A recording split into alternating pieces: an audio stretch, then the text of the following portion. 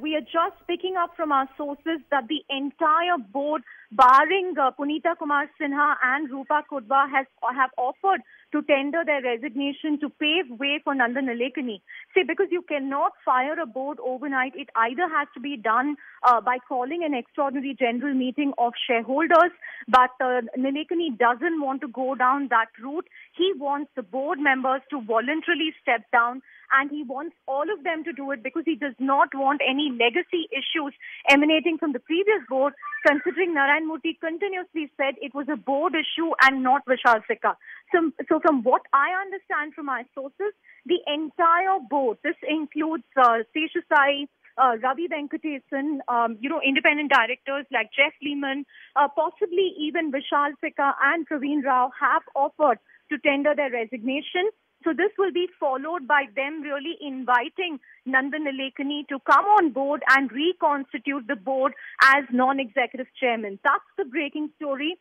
For now, Rupa Kudva and Punita Kumar are holding out. But I think, considering what's happened, Rupa Kudva is the audit committee chair. She will be under pressure to also tender her resignation, considering all the others have followed suit. So Ravi Venkatesan, from what we understand, was also hesitant. He also wants, some new role in the new order.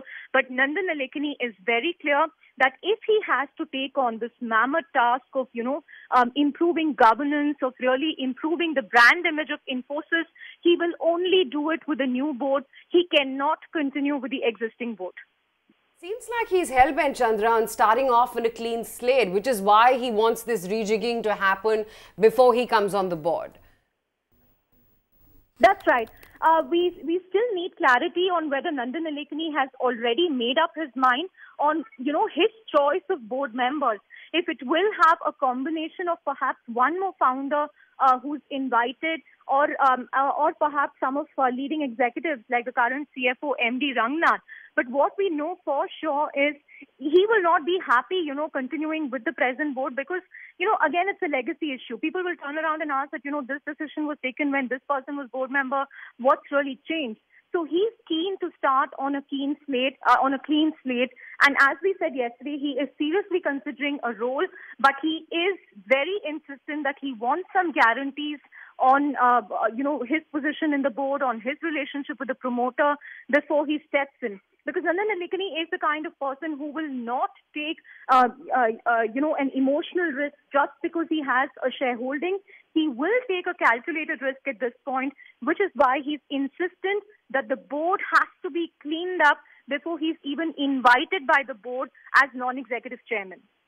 The point number one wants to clear out legacy issues, as you pointed out, Chandra. And point number two, it's really about developing a board which is consistent with perhaps his strategy, or which has some sort of acquaintance with his style of functioning. He's known to be a troubleshooter. So, to that extent, I see logic behind this decision.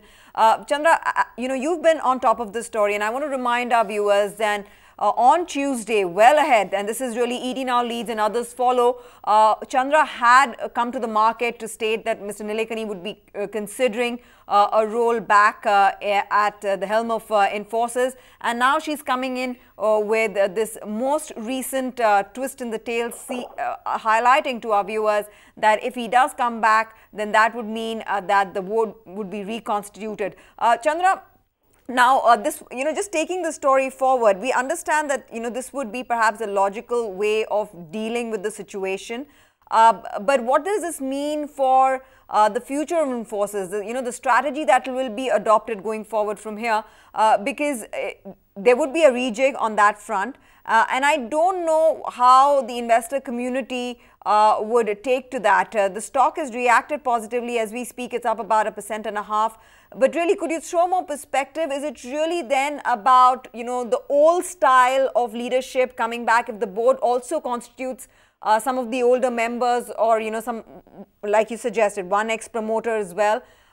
Would it be really the old style of Infosys functioning and that leadership coming back? I don't think so, because these changes are happening at the board level, not at the CEO level.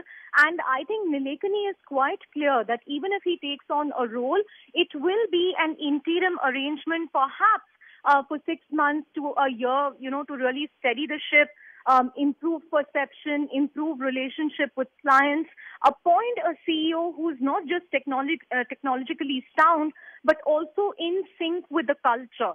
So I think his key mandate will be to identify the next CEO, reconstitute a board that has, respectable members who are in sync with the CEO, who are not overawed by the CEO, and they don't take decisions. So I think these are some of the things that he will focus on.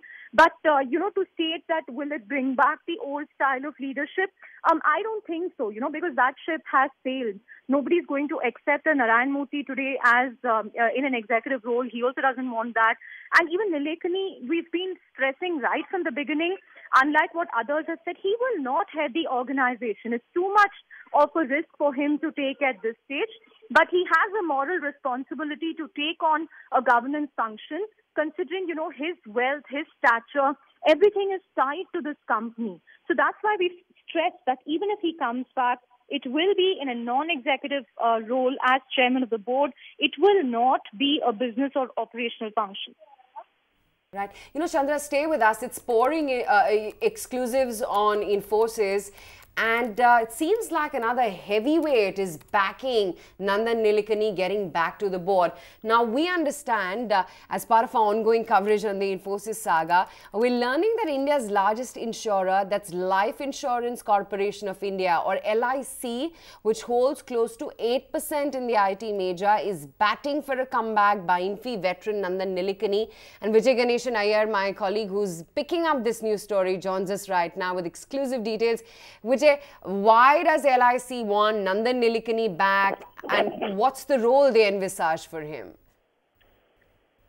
Clearly, after this whole news emanated, and as Chandra was also rightly pointing out, we put out the story 48 hours back that Nandan Nilekani would perhaps emerge as the chosen candidate to head the board of Infi. LIC, as a long-term and, of course, the oldest investor at Infi, feels primarily to steady the ship. Nandan Nilekani perhaps would be the best person. Two primary reasons. One, he knows the company.